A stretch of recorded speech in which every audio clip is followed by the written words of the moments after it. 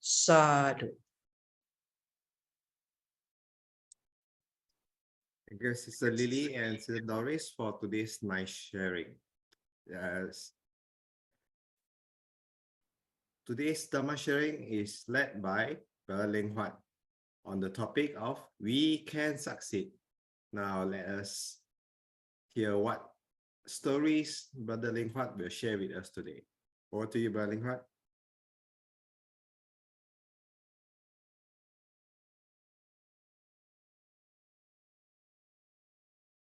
You're muted. Okay, I was muted. A very good morning to all. He wants to hear some stories, huh? I don't have much stories today. We are talking about how to be successful. Okay, anyway, the big story is actually we heard that WHO has declared the pandemic over. Yeah, so that was the big story there. And we were successful. We were successful in containing the pandemic. We were successful in controlling it so that it didn't spread any further. Yeah, and that is the meaning. To be a Buddhist, that means we have the potential. We have the potential and innate power in us, power to be awakened, to realize. Meaning to be awakened is to face all challenges, and we have faced the big challenge of a pandemic, and we have acted upon it very well, and we have overcome it. Yeah? So this is the power that we have. So today we are talking about again to be successful, to be successful again, that we are actually, for us Buddhists, we always talk about overcoming greed, hatred, and delusion. That is our main challenge today. Now, having overcome the COVID, we were all very happy. And how did we overcome the COVID? Like I've said, we all can be successful because we have the potential, innate potential in us. Many people sacrifice their time, their services, even their life to save others. Remember, those people, the frontliners, they work very hard to save. They work long hours. They work very hard to try to overcome this pandemic. And then we also did not sit back. We did not sit back. We also use the pillars of the Buddha's teachings. We use generosity and virtue, and our mental cultivation to overcome this problem. We supported the frontliners. We came in, we collected money, we gave them all their PPEs required, whatever support they needed. We do not have the expertise, but the frontliners have the expertise. But we have the potential of raising funds to buy all these kind of things for them to support them. And eventually, this was contained. Now, but having said that, it does not mean it's all over. Having contained this does not mean that it is all over. We have a bigger threat coming our way, which is overlooked by many. Now, I do not know about your place, but at least in Malacca, I can tell you very safely that every other person I meet, every other neighbors that I talk to, all complain that today is very panas. Everybody's complaining, wow, the heat is terrible, the heat is tremendous, heat wave. Everybody's complaining. I don't know, in Malacca at least. I do not know about your place and your states and all that.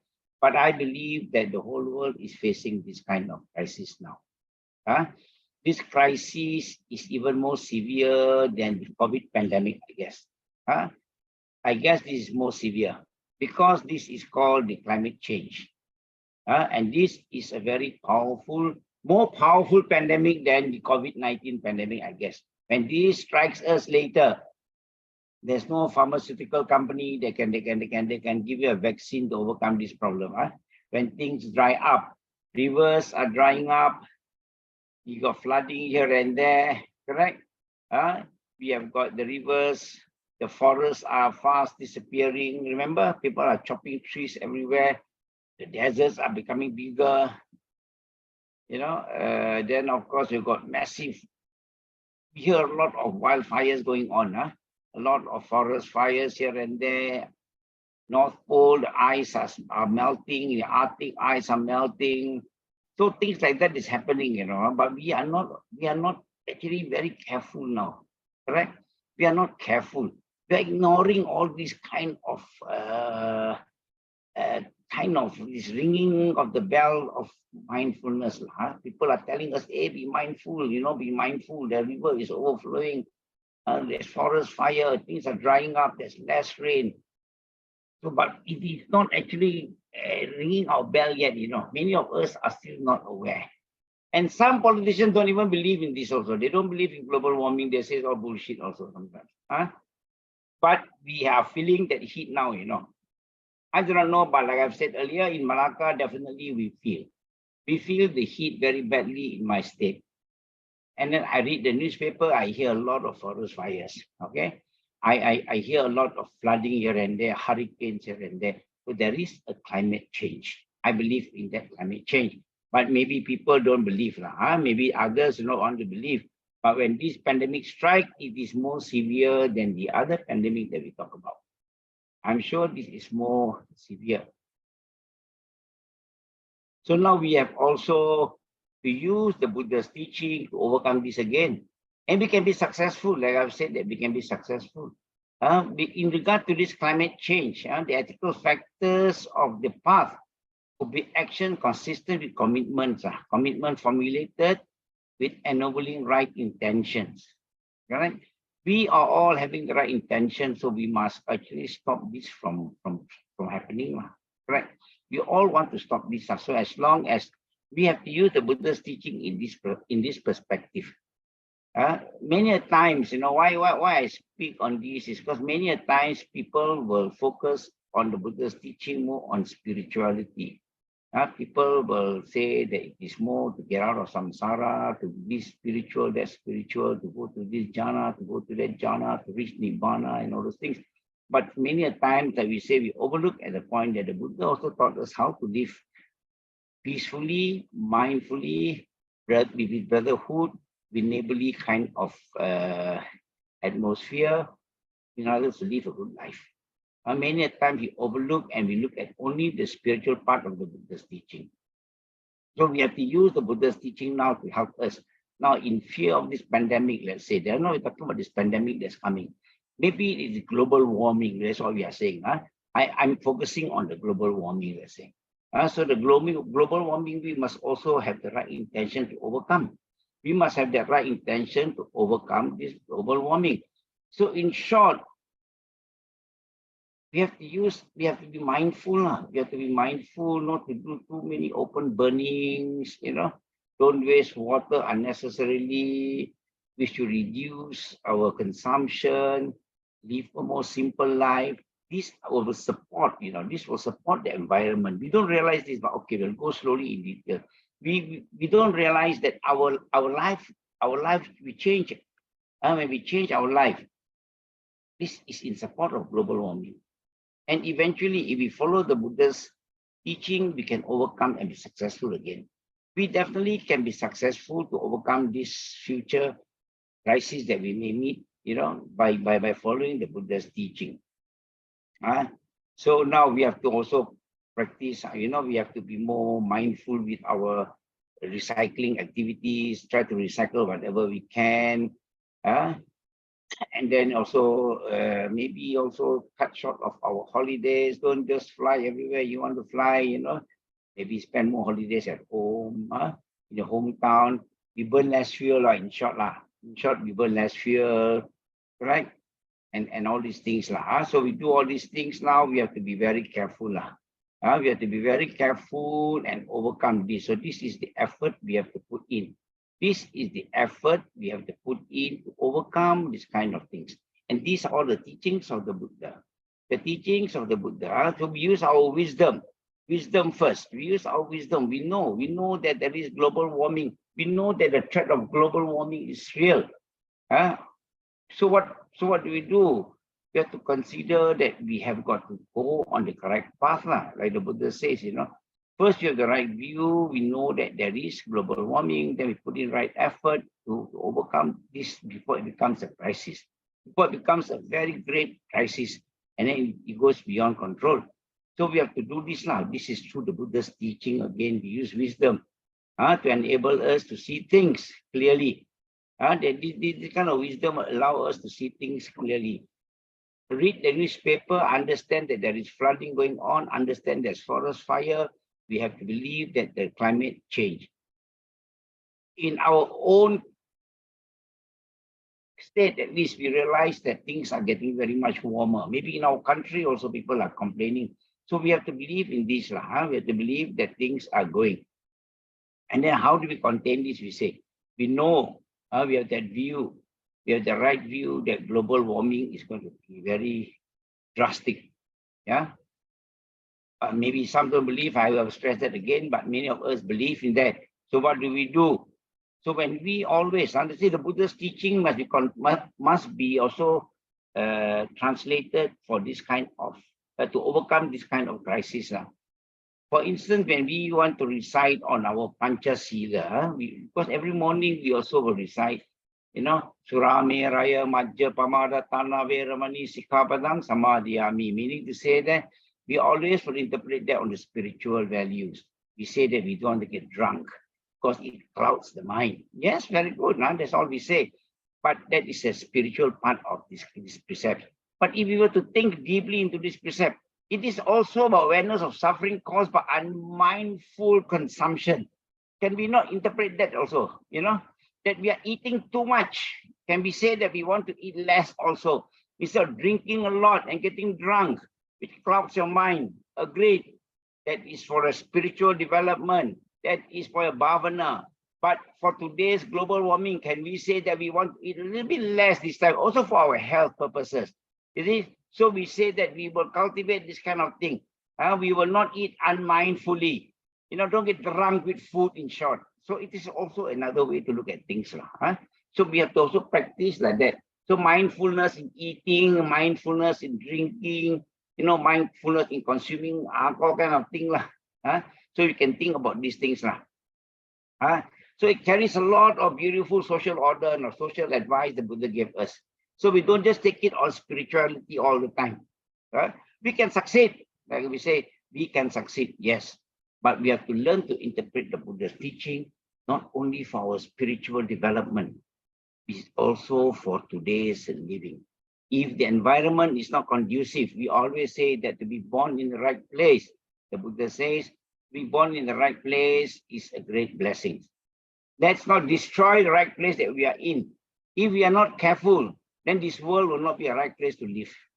If we all start abusing ourselves, abusing the system, abusing planet Earth, then it will not be a conducive place. So we have to preserve planet Earth to make it a conducive place to live, whereby we say that we continue to be blessed to be born in a good environment. That is planet Earth. Failing to protect planet Earth, we are also destroying ourselves. Correct?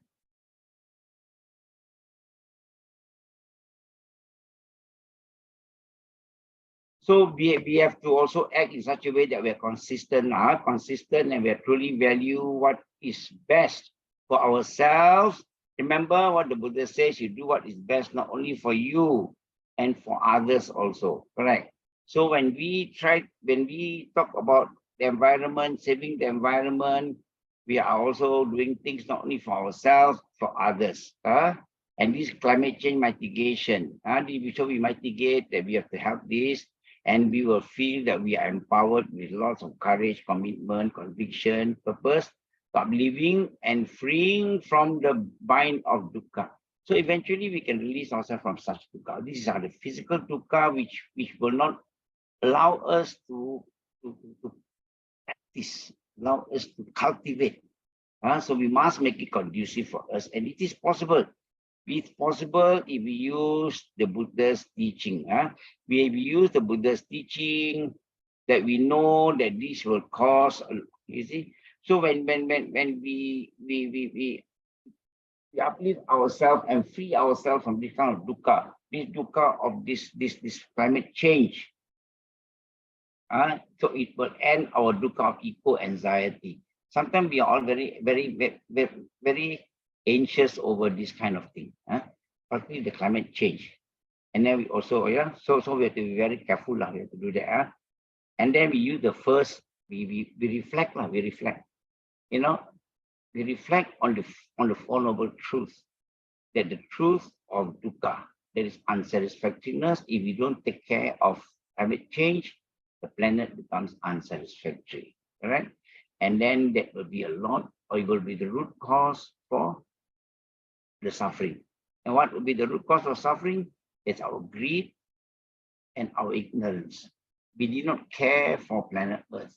We just want to take care of ourselves. Everybody wants to take care of themselves, overeating, overburning, open burning, and all kinds of silly things we do. And we cause this. This becomes the cause. So we have to be very careful. And then we have all to be careful so that planet Earth becomes a good place to live, like I said. And then we will just apply the Four Noble Truths, whereby the fourth truth of the Eightfold Path. Then we know that, the Eightfold Path, with this kind of Eightfold Path, we know that we apply wisdom, sila, samadhi, and panya.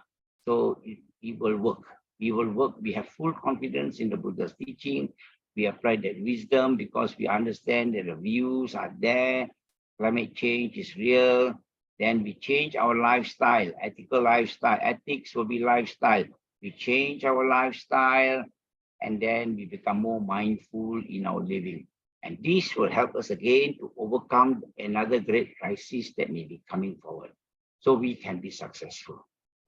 So the Buddha's teachings are very, very, very useful for us to overcome lots of things in this present life itself.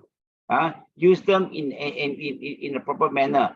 Sometimes also there's another thing that we like to talk about, and they talk about the 5 hindrances also, correct? When they talk about 5 hindrances, same thing also. Many people, when they hear about 5 hindrances, they will talk about this is all for spirituality. The hindrance of the first hindrance we talk about is maybe sensual desire. Sensual desire, we will always correlate that with distraction for our mental, for our bhavana, for our mental cultivation. But yes, it is true. I'm not saying it's not true. It's 100% true. Yes, it affects because you're distracted. The sensual pleasures distract you with your cultivation. Perfectly correct. But we also must use this in another way. We think of it, that the sensual desire also will allow us to abuse the system.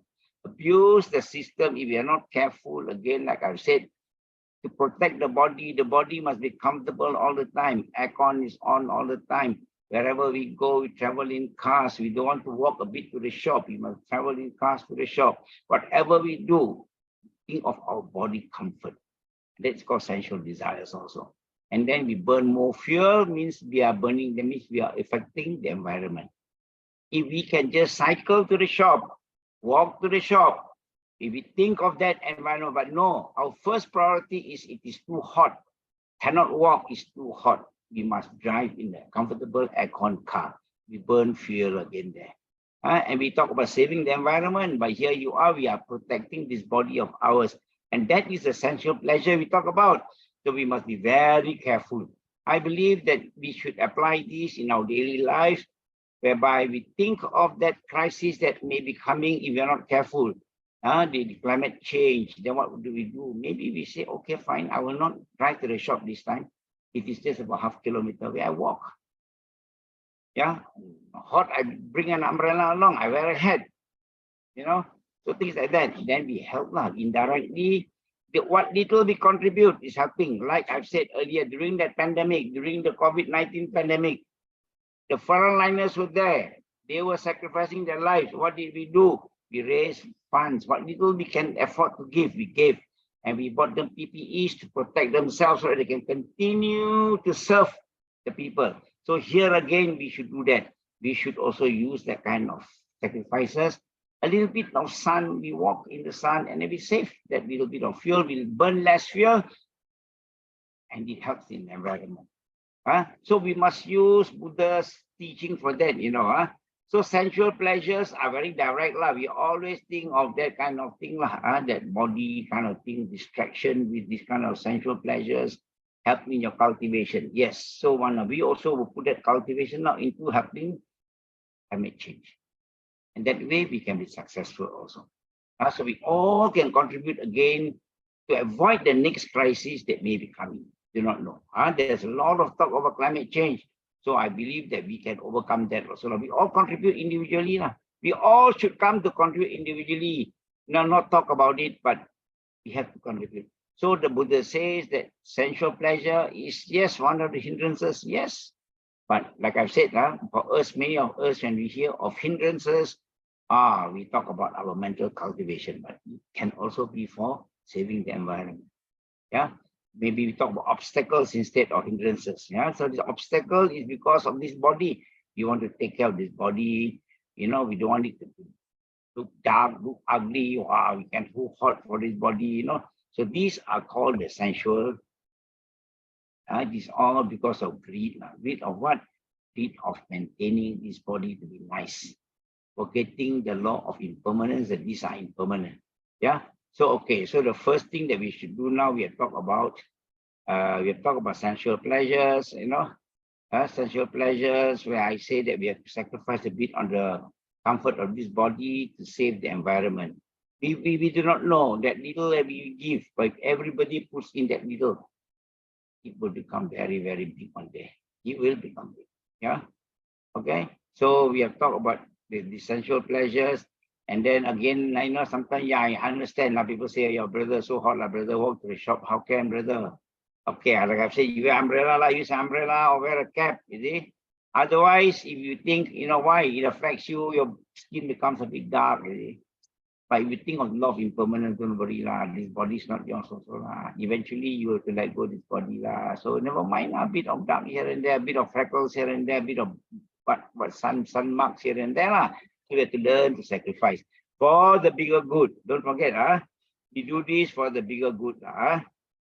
And then the other way is also for us to, these sensual pleasures, not only for your body, but sometimes we get attracted to things that we like. Things that we like so much that we get attracted to it, and then we spend a lot of time and money and effort, and then we destroy the environment for these things. So if we can realize, like I've said again, is moderation of eating. Sensual pleasures is also from eating. We like to eat so much. Wow, that food is very nice. Every now and then we eat and eat. You don't only sacrifice your own health, but you sacrifice the environment. So it is also moderation of eating and mix with noble friends. In order to overcome this kind of thing, it's difficult to overcome. You say, yeah, brother, difficult to overcome. Agreed. But if you can guard your sense doors, you guard them well so that your eyes don't carry you away. Your hearing don't carry you away. Your eating don't carry you away. So moderate eating. Then you mix with noble friends and have suitable conversation all the time. This can help you to overcome that sensual pleasures. Remember, you guard your sense doors. I'm sure you all know what the sense doors are. So that leads to moderation of eating, and that leads you to noble friends. You talk less, gossip less, leads to very much noble friends and suitable conversation. Okay, so this is one way we can overcome.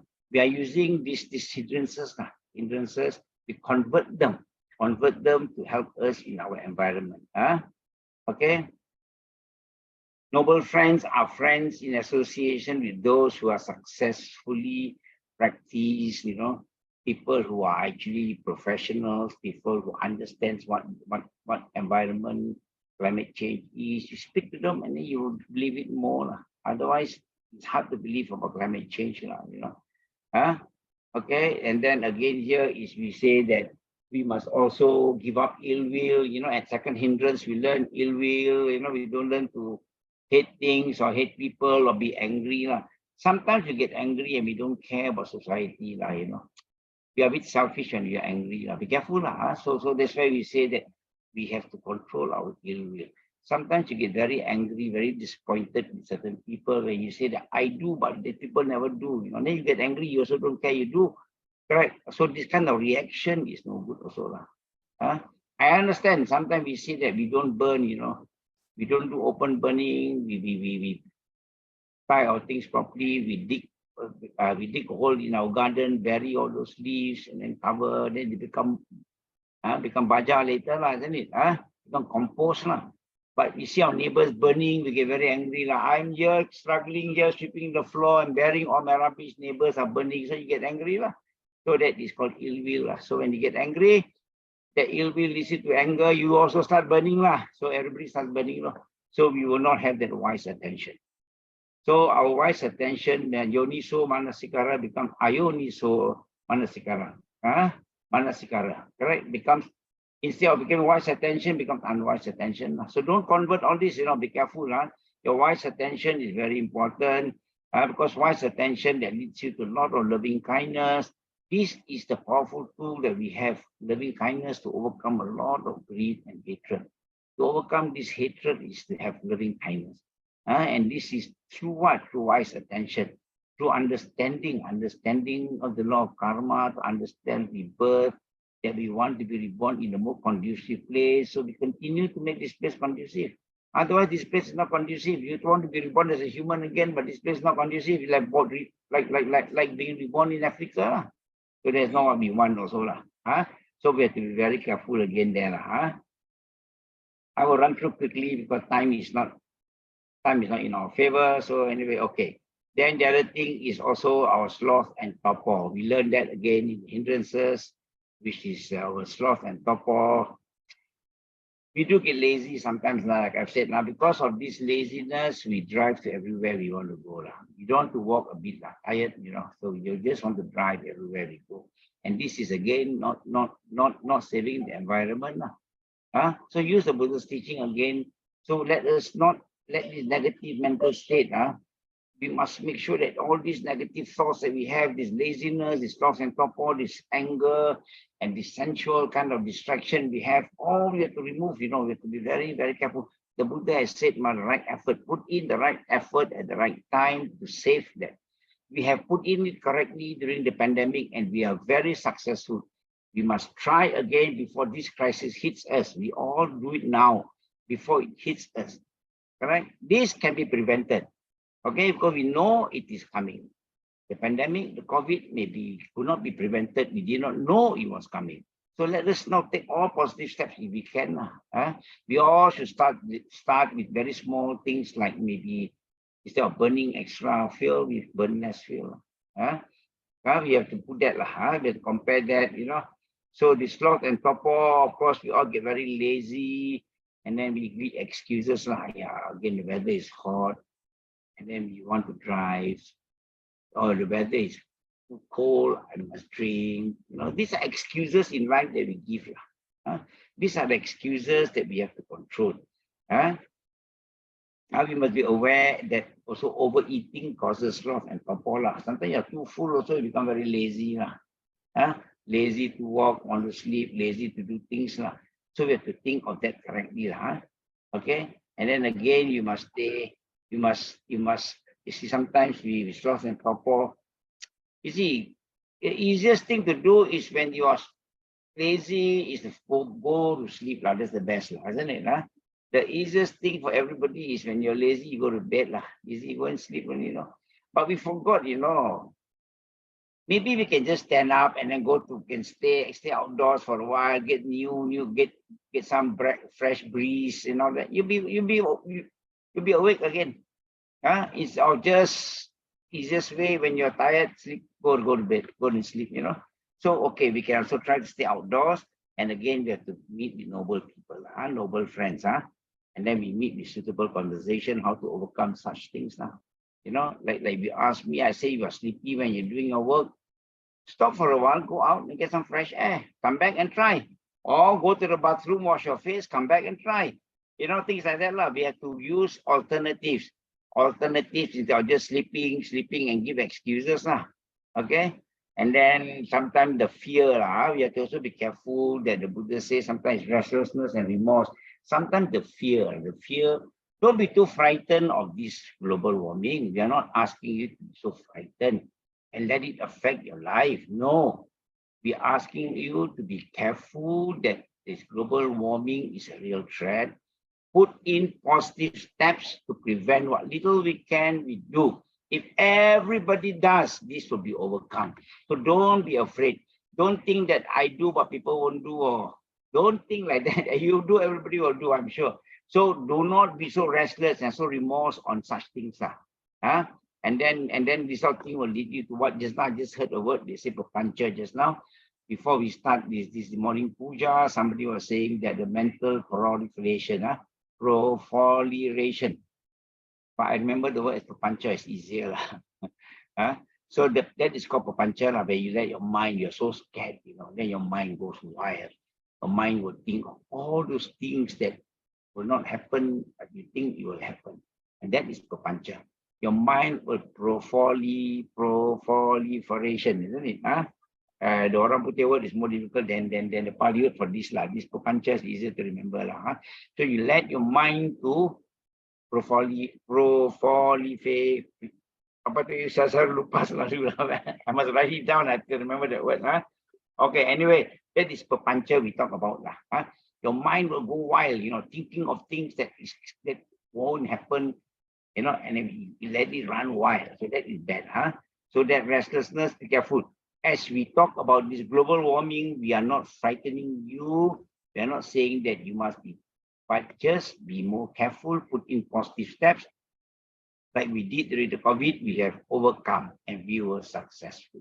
And for this climate change, if all of us are mindful of the climate change, mindful that we can overcome it, mindful that we will contribute, and I think we shall overcome this big crisis that may be coming.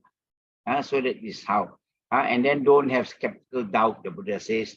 Don't think that this won't happen or this kind of small contribution is useless. We only want the government to do this, only the government to do this. Only no. It's our part that we do. Do not have that doubt that this small contribution that you have given will contribute to the success of overcoming this big crisis that may be coming. That this crisis of global warming can be overcome. If we all put in positive steps, like what the Buddha says. The Buddha's teachings is not only for the past, neither is it for the future. It is very adaptable for the present also. And it is also good for the future. So that is the Buddha's teaching, the Dhamma. The Buddha's Dhamma, Sanditiko, Akaliko. Don't forget. So these are all very good. So then here we have to learn to be mindful. You learn to be mindful to overcome all this. Then concentration, So to overcome all these, sometimes we have to be very mindful. Mindful so that we can recognize the presence of any of these 5 mental hindrances that arise. We must be mindful. We have just spoken about the five hindrances. Sometimes I don't like to use hindrances. I like to obstacles. It sounds better. Hindrance is the perfect word to use, but except that when you use hindrances, people will correlate this with their bhavana, with their mental cultivation. So, but to me, the mental cultivation is also for the environment, not only spirituality. Okay, so now so we can also, the other way to look at it is, we also, okay, for our group of chanters, we always like to chant the bhujanga, we say mindfulness. What is this mindfulness for? Hope that this mindfulness that we cultivate, we can recognize any of these mental 5 hindrances. We know that these hindrances are coming with us, so we are mindful that we try to avoid these kind of hindrances. Then we can concentrate, samadhi to overcome the sensual desires. We can have rapture and equanimity to counter ill will. When we got ill will, we have to have piti. Piti means we have to have that joy for others, so that we overcome the ill will. So piti is to be joyful for others, so that we can overcome ill will. So that's why we have piti as a bojjhanga. Don't forget bojjhanga are mindful. The bojjhanga are the enlightenment factors. Why is it so? Because you be mindful, you are joyful for people's achievement instead of being jealous of that. And then jealousy leads you to ill will. So we let us rejoice together with people's success. That is the effect of enlightenment. So that you don't have ill will cultivating in your mind. That is the purpose of that rapture there. And also we become equanimous so that we will be just happy for people, but we don't shout for happiness, we just happy and be contented. That is the meaning. Okay. And then also we have to remind on equanimity again that this, don't think that equanimity is more emotionless, Equanimity is not emotionless. Emotionless is to be a zombie. So the Buddha is not advocating us to be a zombie, right? But the Buddha says that you be equanimous, upekkha. Does not mean that we want to be we want to be zombie, no reaction for everything. I got no feelings, I got no emotion. That is completely, I think, I don't know. I completely will disagree with that. It is not about being emotionless. We have emotions, why not? We are happy for them, why not? But we don't cling to that happiness. We don't cling to that happiness, neither do we cling to that unhappiness. We don't cling to things.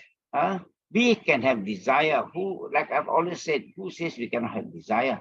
Don't mean, equanimity means no more desire, no more. No. It is impossible for one not to have desire today. We can have desire, but the Buddha says the word is upadana. Panchu padana kanda dukkha. I always use this stanza, but that is not what I meant here. What I meant is upadana. Upadana means clinging to that desire is disastrous. Clinging to that liking is disastrous.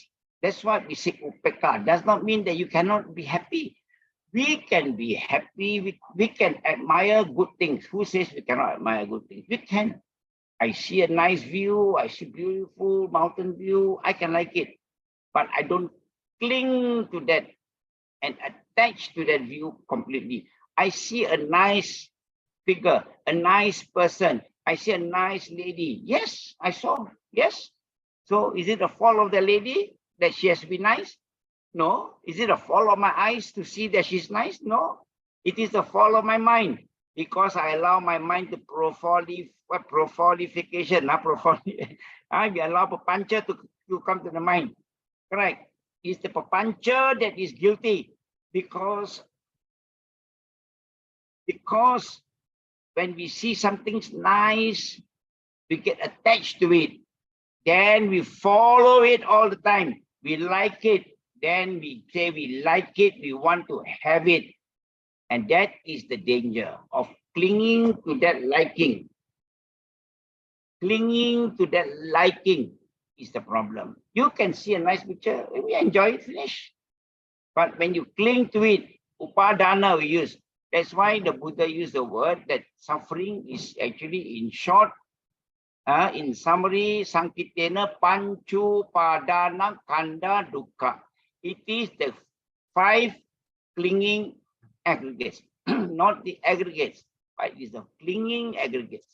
So it is clinging to it that is difficult. So we can have desire, but don't cling to the desire. We can try, we win, we take, we don't win, we are still there. And that is called upekkha. Yeah, not emotionless. We can have emotions. Yeah, we can be happy, we can be sad, but don't let this feeling proliferate. That's the word. Proliferate, the papancha. Then it goes and goes and goes and goes.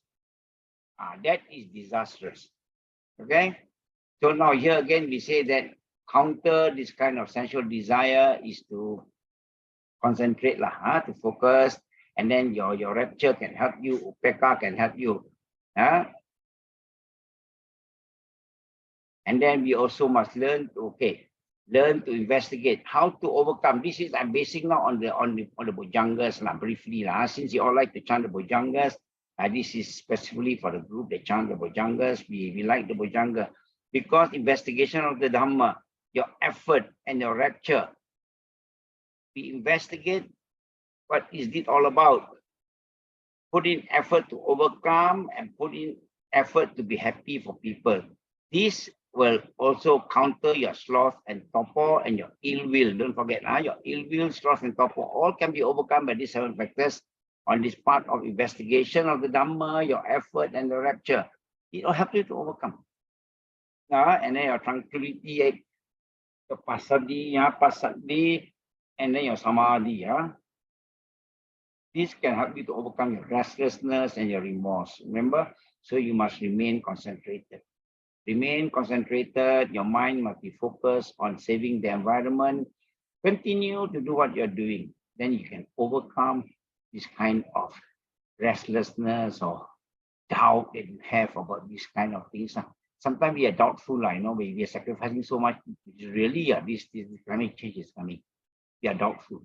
But to overcome all this, you better investigate. The Buddha says, investigation of the Dhamma. Read more about climate change. Read from the experts, read from the researchers, and then you will be more happy to do. So that's why investigation of Dhamma is very important. Okay, and then this noble friendship is important. Why? Because physical contact is essential for healthy emotions. Don't forget, we need a lot of physical contact. Interaction is very important with us, but make sure it is with noble friends. That's why we say, what is noble friendship? It's the physical contact is essential for healthy emotions. Definitely it is. Mental and social development. From the cradle to the grave, we humans need other humans to survive. Correct? You don't think you can survive all alone. You cannot. To thrive, to rest, to feel safe. In times of need, human contact, comfort, and soothe emotion and physical pain. Our yearning to belong is so strong that even when we relax and engage in recreation, we do in the company of others. Correct? Example, activities like sports, carnival, and all those things, we need interaction with people. So that's why we need to have good friends. That's why we say noble friendship.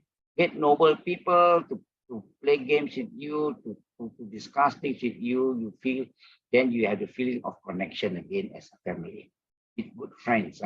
So it is very, very important that we have noble friends. Okay, so I think with that, I will conclude what that I want to share with you for today. So with that, I say thank you very much again for your time. So remember, we can succeed if we use the Buddha's formula. The Buddha's formula is not only about spiritual development, it is also for our living in the day-to-day life. It's about living in the present. Thank you very much. Sadhu, sadhu, sadhu. Thank you, Bro Leng Huat, for today's nice sharing. It's indeed very important to learn how to overcome our hindrances. Now, this morning we have spent some wholesome time participating in the puja and listening to Bro Tan Leng Huat's Dhamma sharing. With that, we accrue abundance of merits. So now let us dedicate those merits to all beings, whether they are seen or unseen. Now let us compose our mind as I'll do our Modana, dedication of merits.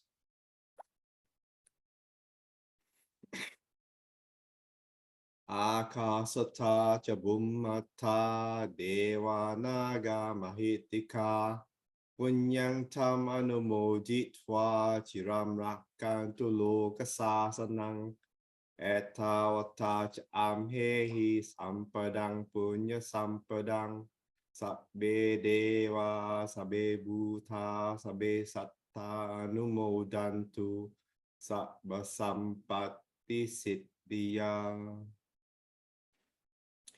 Idang me nyati nang hotu sukita hontu nyatayo. Idang me nyati nang hotu sukita hontu nyatayo. Idang me nyati nang hotu sukita hontu nyatayo. And aspirations. Imina punya kammena mame bala samagamo satang samagamo hotu yavani bana patiya. Sadhu, sadhu, sadhu. Thank you everyone for watching. For other videos, please visit the links below. Bye-bye for now. See you all again next week.